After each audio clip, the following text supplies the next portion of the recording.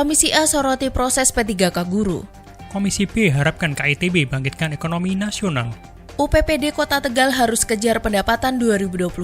Bansos listrik gratis di Surakarta terganjal pendataan. Distribusi vaksin ke Rembang masih rendah.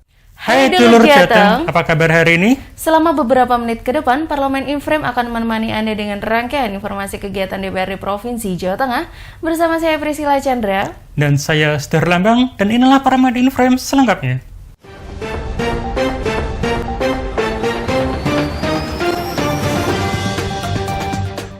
Komisi A soroti proses P3K guru yang menyisakan beberapa kendala di tiap-tiap daerah di Jawa Tengah.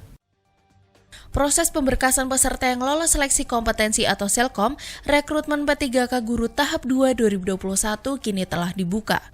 Pemberkasan yang dimulai pada 19 Januari hingga 4 Februari 2022 itu diperlukan untuk melanjutkan proses usulan penetapan nomor induk atau NI pegawai pemerintahan dengan perjanjian kerja atau P3K. Namun masih ada beberapa kendala yang dihadapi Badan Kepegawaian Daerah atau BKD di tiap-tiap daerah di Jawa Tengah. Hal itu disampaikan Wakil Ketua Komisi A DPRD Provinsi Jawa Tengah Fuad Hidayat saat berdiskusi di kantor BKD Kabupaten Tegal pada 27 Januari 2022. Menanggapi hal itu, Kepala Badan Kepegawaian dan Pengembangan Sumber Daya Manusia atau BKPSDM Kabupaten Tegal Mujahidin menjelaskan permasalahan yang dihadapi saat tahap pertama yaitu adanya peserta yang mendapat afirmasi D, tapi yang bersangkutan sudah dianulir sebagai ex tenaga honorer kategori 2 atau THK 2. Ada juga peserta yang mengabdi di sekolah negeri kalah dengan peserta dari sekolah swasta karena peserta yang mengabdi di sekolah swasta itu sudah memiliki sertifikat pendidik. Sebagai informasi, peserta yang belum lolos dalam seleksi kompetensi 2 bisa mengikuti kembali ujian tahap 3. Seleksi terakhir ini bisa diikuti oleh guru non-ASN yang mengajar di satuan pendidikan yang diselenggarakan instansi daerah dan terdaftar sebagai guru di Dapodik. Yang tidak lulus seleksi kompetensi 2 dan tenaga honorer X kategori 2 sesuai database tenaga honorer BKN yang tidak lulus seleksi kompetensi 2. Pembangunan KITB sebaiknya mampu memberikan dampak sosial ekonomi bagi masyarakat. Pembangunan kawasan industri terpadu Batang atau KITB diharapkan dapat memberikan dampak sosial ekonomi bagi masyarakat khususnya Batang dan Jateng. Pada Rabu 26 Januari 2022, Komisi B DPRD Jateng berkesempatan melihat langsung lokasi KITB. Ketua Komisi B Sumanto mengakui lokasi tersebut sangat strategis karena berdekatan dengan tol Trans Jawa. Sebagai informasi, KITB dibangun kerjasama dengan berbagai lembaga kementerian dan pemerintah daerah bersama provinsi dengan target seluas 4.300 hektar. Dengan adanya kawasan industri terpadu tersebut dapat memacu potensi lokal terutama para pekerja dengan keahlian mumpuni. Senada, Wakil Ketua Komisi B Sri Maryuni ingin perekonomian masyarakat ikut tertongkrak dengan adanya KITB. Selain itu, dia mengharapkan UMKM Jateng bisa mendapatkan tempat untuk memasarkan produk lokalnya agar bisa memasuki ranah ekspor. Menjawabnya, General Manager Corporate Secretary PT KIT Batang, M. Burhan Murtaki memberikan gambaran proyek jangka panjang KITB Batang. Selain sebagai pilot proyek kawasan industri ramah investasi, terlebih pada beberapa klaster sudah dipesan dan akan dibangun perusahaan pabrik skala internasional. Kawasan industri Batang ini menjanjikan bagi Jawa Tengah terkait dengan industri yang akan menampung ribuan tenaga kerja, bahkan ratusan ribu dari hasil dari Pak Burhan selaku direktur tadi. Sehingga ini potensi yang besar disiapkan untuk tenaga ahli di sini.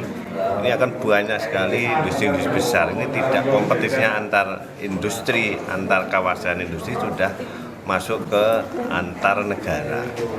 Sehingga peluang besar ini mari kita sambut bersama. Tentunya adalah tenaga-tenaga yang skillnya nanti bisa mengisi slot yang ada di tenaga kerja ini. Ini mengembirakan sekali dan mari kita sambut dengan persiapan pemerintah Provinsi Jawa Tengah maupun pemerintah kabupaten kota di Jawa Tengah. Komisi C meminta UPPD Kota Tegal dapat meningkatkan pendapatannya. Komisi C DPRD Provinsi Jawa Tengah meminta Unit Pelayanan Pendapatan Daerah atau UPPD Kota Tegal dapat meningkatkan pendapatannya. Untuk mendukung upaya itu, pihak UPPD harus mampu memberikan pelayanan secara maksimal. Demikian disampaikan Ketua Komisi C DPRD Provinsi Jawa Tengah Bambang Haryanto saat berdiskusi dengan Kepala UPPD Kota Tegal Sugeng Priyatno dan jajarannya pada Rabu 26 Januari 2022 di ruang rapat kantor UPPD setempat. Ia juga mengatakan, UPPD itu menitik beratkan pada sisi pelayanan dan tetap melaksanakan kegiatan collect money. Jika sarana prasarana atau sarpras di UPPD mengurangi sisi pelayanan, maka hal itu perlu dianggarkan. Senada, Wakil Ketua Komisi C DPRD Provinsi Jawa Tengah Srianto Saputro juga berharap UPPD Kota Tegal dapat terus meningkatkan pelayanannya. Sementara, anggota Komisi C Riono dan Nurul Hidayah meminta upaya peningkatan sisi pelayanan itu dapat dilakukan melalui media sosial atau medsos dan kerjasama dengan sejumlah pihak seperti organisasi perempuan dan keagamaan. Menanggapinya, Sugeng Priyanto mengakui pada 2022 ini adanya penurunan target pendapatan. Meski begitu, pihaknya tetap melaksanakan upaya penagihan melalui door-to-door, sosialisasi kepatuhan pajak, dan pemasangan banner media cetak media elektronik. Komisi D mendesak Dinas SDM Jateng supaya bisa merealisasikan listrik gratis untuk keluarga kurang mampu di Surakarta dan Klaten. Komisi D mendesak Dinas Energi Sumber Daya Mineral atau SDM Jateng supaya bisa merealisasikan target penerima bantuan sosial atau bansos sumbangan listrik gratis untuk keluarga kurang mampu di Surakarta dan Klaten pada Rabu 26 Januari 2021. Dari hasil pantauan, Wakil Ketua Komisi D Hadi Santoso mengatakan masih banyak temuan dan kendala di lapangan. Disebutkannya seperti alokasi anggaran 2021 belum terserap keseluruhan dan masalah pendataan warga penerima bantuan yakni masih ada yang tidak memasukkan basis data terpadu atau BDT kepada pemerintah daerah atau PLN. Taufan Riza Fahlevi selaku Kepala Seksi Energi Cabang Dinas SDM Wilayah Surakarta menjelaskan tidak terserapnya jumlah bantuan sosial penerima sambungan listrik gratis karena terkendala pendataan warga. Di sela-sela kegiatan pantauan itu, Hadi Santoso tetap mengapresiasi kinerja dari SDM. Baginya tidak mudah melakukan verifikasi data penerima program listrik murah. Dia hanya berharap program dari Pemprov Jateng bisa terrealisasikan. Distribusi vaksin ke Kabupaten Rembang masih sangat rendah. Dalam pantauan program vaksinasi di Kabupaten Rembang pada Kamis 27 Januari 2022, Komisi E DPRD Provinsi Jateng mendengar bahwa distribusi vaksin ke daerah Jateng bagian timur itu masih sangat rendah. Seperti diungkapkan Bupati Rembang Abdul Hafiz, rendahnya frekuensi distribusi tersebut membuat Rembang kesulitan dalam percepatan vaksinasi. Bupati Hafiz membandingkan untuk vaksinasi anak saja ketika sejumlah kota yang capaian vaksinasinya sudah 80%, Kabupaten Rembang baru mendapatkan vaksin dan itu pun jumlahnya sedikit. Menanggapi hal itu, Ketua Komisi E DPRD Provinsi Jateng Abdul Hamid mengaku siap memfasilitasi agar Pemprov mengirim tambahan vaksin sesuai permintaan. Terkait berapa jumlah vaksin yang akan dikirim lagi ke Rembang dalam waktu dekat ini, Abdul Hamid menuturkan masih dalam proses koordinasi dengan Dinas Kesehatan.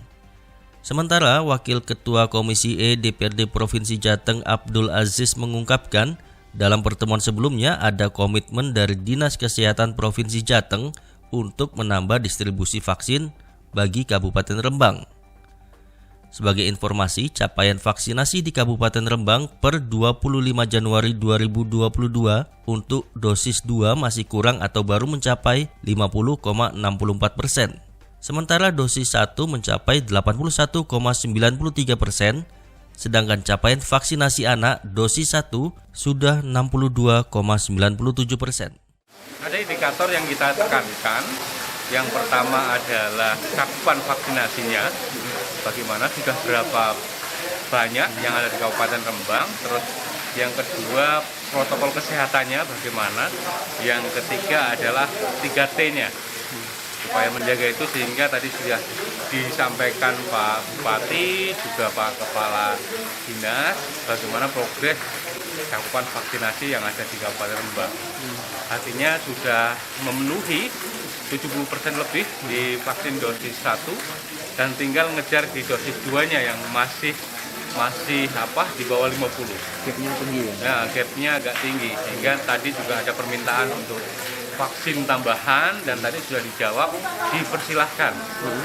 Mau berapa, rencananya untuk di dosis berapa dan bagaimana untuk mengejar dari target gap yang terlampau tinggi.